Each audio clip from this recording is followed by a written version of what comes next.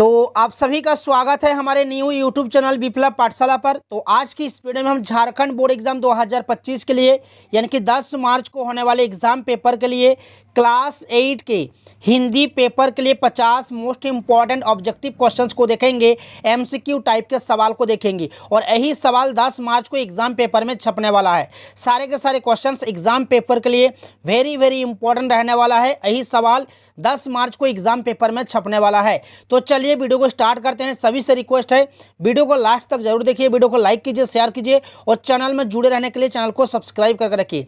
तो चलिए फटाफट वीडियो को स्टार्ट करते हैं। पहला जो सवाल है, एक गद्यांश दिया हुआ है कि निम्नांकित गद्यांश को पढ़कर उससे दिए प्रश्नों के सही विकल्प को चुनें। तो यहाँ पर जो गद्यांश दिया हुआ है, अशोक बोल रहा है कि आज 4 साल से यह युद्ध हो रहा है और कलिंग आज भी जीता नहीं जा सका।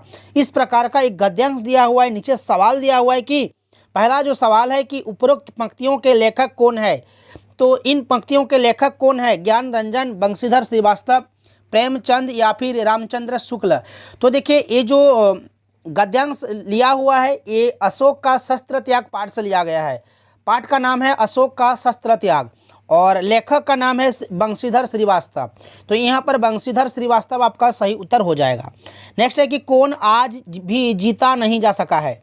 वर्मा, नेपाल, कलिंग या फिर चीन। तो यहाँ पर देख सकते हो लिखा हुआ है कि कलिंग आज भी जीता नहीं जा सका। तो यहाँ पर कलिंग जो है आपका सही उत्तर हो जाएगा, ऑप्शन बी। नेक्स्ट हमारा सवाल है कि कक्षा में प्रथम आने पर अपने पिता को लिखे गए इस पत्र में छूटे गए अंश को भरिए जो प्रश्न संख्या 3, 4, 5 के रूप में बॉक्स में क्रमांकित है। तो यहाँ पर एक पत्र दिया हुआ है, देख सकते हो पिताजी को पत्र लिखा जा रहा है। कक्षा में प्रथम आने पर पिताजी को एक पत्र लिखा गया है और यहाँ पर आपको फील करना है जैसे कि लिखा हुआ है जब पिताजी को आप पत्र लिखोगे तो सबसे ऊपर में क्या लिखोगे? पूज्य पिताजी लिखोगे। फिर नीचे क्या लिखोगे? ऑप्शन में क्या है देखते हैं। ऑप्शन में है सादर प्रणाम, नमस्ते, नमस्कार, स्नेहाशीष। तो जब पिताजी को पत्र लिखोगे तो लिखने से पूर्व जो है आप क्या लिखोगे? प्रणाम, सादर प्रणाम लिखोगे। तो यहाँ पर ऑप्शन ए होगा सादर प्रणाम, पूज्य पिताजी, यहाँ पर सादर प्रणाम होगा। फिर लिखना स्टार्ट होगा कि मैं यहाँ सकुशल हूँ, आशा करता हूँ कि आप भी कुशल होंगे। आज हमारे विद्यालय की वार्षिक परीक्षा का परिणाम घोषित हुआ यानी कि रिजल्ट आया। आपको यह जानकर हार्दिक डैश होगी। आपको जानकर हार्दिक क्या होगी? ऑप्शन में क्या है? ऑप्शन में है कि अप्रसन्नता, प्रसन्नता, कुशलता या फिर निराशा। तो यहाँ पर प्रसन्नता हो जाएगा। ठीक है, आपको यह जानकर हार्दिक प्रसन्नता होगी यानी कि खुशी होगी कि मैंने अपनी कक्षा में प्रथम स्थान प्राप्त किया है। यह आपके आशीर्वाद और कुशल मार्गदर्शन के कारण संभव हो पाया। माताजी को प्रणाम और छोटे भाई को प्यार भरा डैश। तो छोटे भाई को प्यार भरा क्या होगा? यहाँ पर आशीर्वाद हो जाएगा। यहाँ पर ऑप्शन में प्रणाम, मार्गदर्शन, हार्दिक, आशीर्वाद। तो ऑप्शन डी यहाँ पर सही उत्तर हो जाएगा। तो इसी तरह से आपको लिखना है। तो नेक्स्ट जो सवाल यहाँ पर है व्याकरण खंड से सवाल है पूछा गया है। पहला जो सवाल है व्याकरण का कि तालाब शब्द का पर्यायवाची शब्द नहीं है। तो देखिए तालाब शब्द का पर्यायवाची शब्द जैसे कि सरोवर हो जाएगा, सर हो जाएगा, पोखर हो जाएगा, लेकिन सरिता नहीं होगा। तो ऑप्शन सी यहाँ पर सही उत्तर हो जाएगा।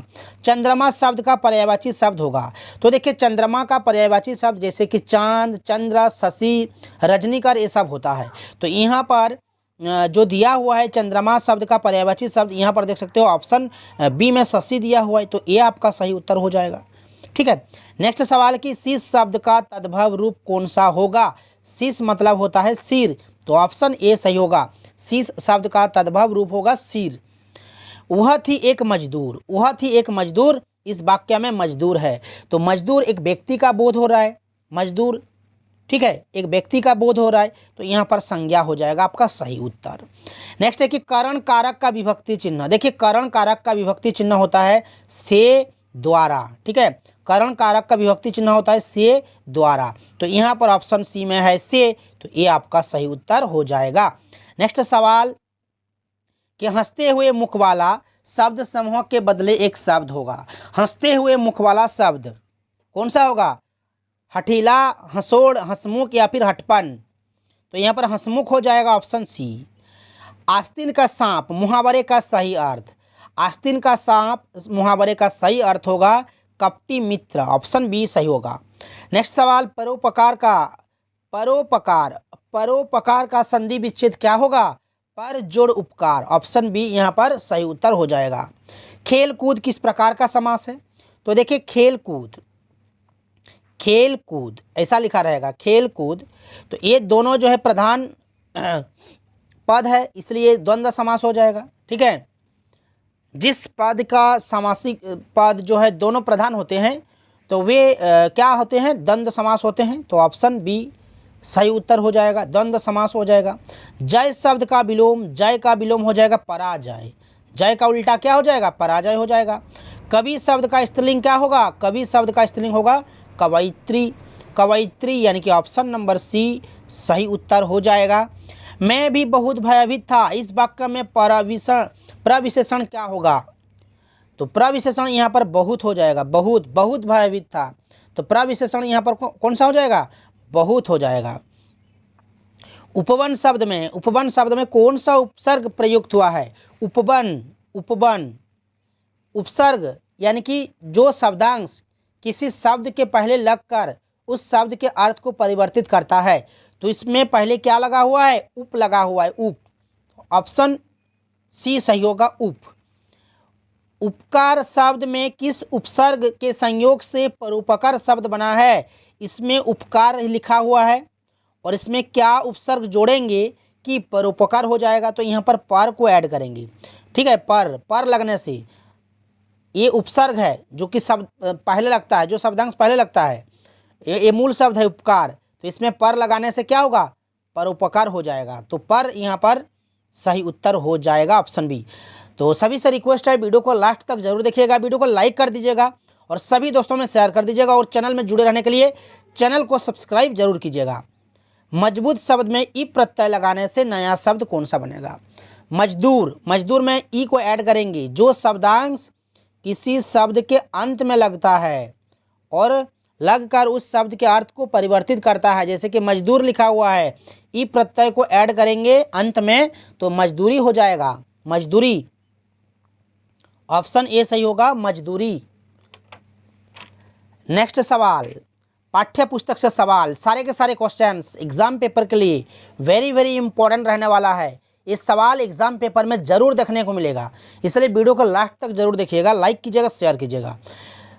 21 का सवाल है कि पुष्प की अभिलाषा कविता में पुष्प किसके प्रति समर्पित है?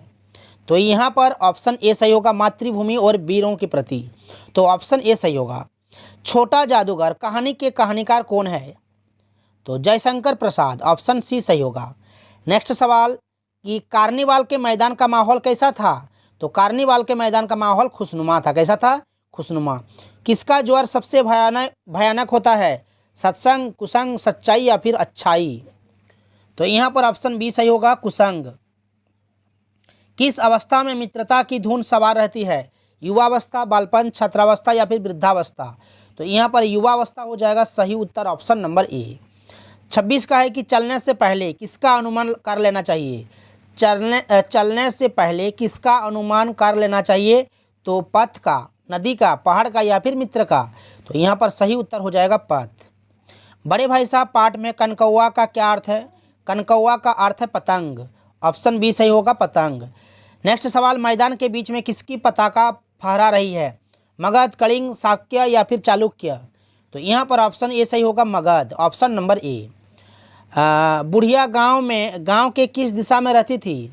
बुढ़िया गांव के किस दिशा में रहती थी? तो पूरब दिशा में, ऑप्शन नंबर ए सही होगा, पूरब। किसका तन थक गया था? बुढ़िया, पति का, बेटा का या फिर बेटी का? तो यहाँ पर सही उत्तर हो जाएगा बुढ़िया का। लेखक के घर के सामने किसका पेड़ था? आम, अमरूद, जामुन या फिर कटहल? लेखक के घर के सामने किसका पेड़ था? तो अमरूद का पेड़ था, ऑप्शन नंबर बी सही होगा। अमरूद, कहाँ के अमरूद प्रसिद्ध है? पटना, रांची, इलाहाबाद या फिर लखनऊ? तो यहाँ पर इलाहाबाद जो है आपका सही उत्तर हो जाएगा। बस के यात्रा के समय लेखक के कितने बच्चे उनके साथ थे? 2, 3, 4 या फिर 1? तो सही उत्तर होगा 3, ऑप्शन नंबर बी। बस के यात्रियों ने कैसी बातें शुरू कर दी? तरह तरह की, बेकार की, काम की या फिर अफवाह की? तो यहाँ पर तरह तरह की जो है सही उत्तर हो जाएगा, ऑप्शन नंबर ए। भरत ने राम से क्या आग्रह किए? वापस चलें, वन में रहें, तपस्या करें या फिर भाग जाएं। तो भरत ने राम से क्या आग्रह किए? वापस चलने का आग्रह किए थे, तो ऑप्शन ए सही होगा। नेक्स्ट सवाल कि मिथिलेश किसे कहा गया है? मिथिलेश किसे कहा गया? जनक को कहा गया है। झारखंड के दो सपूत पाठ में किस क्षेत्र की चर्चा की गई? झारखंड, बिहार, नेपाल या फिर उड़ीसा। दो सपूत पाठ में किस क्षेत्र की चर्चा की गई है? तो झारखंड का, ऑप्शन ए सही होगा। राम नारायण सिंह का जन्म कब हुआ था? तो राम नारायण सिंह का जन्म हुआ था 1885 में। बस को कंपनी के हिस्सेदार कैसा बता रहे थे? First class, second class, third class या फिर फोर्थ क्लास। तो सही उत्तर होगा first class, option number A. Hundru जलप्रपात का पानी कितना फुट से नीचे गिरता है? हुंडरू जलप्रपात का पानी कितना फुट से नीचे गिरता है? तो 243 फुट से। 243 यहाँ पर ऑप्शन भी सही होगा। रात के सन्नाटे में कौन रोती है? 41 का, रात में सन्नाटे में कौन रोती है? तो नदियाँ। ऑप्शन नंबर ए सही हो जाएगा।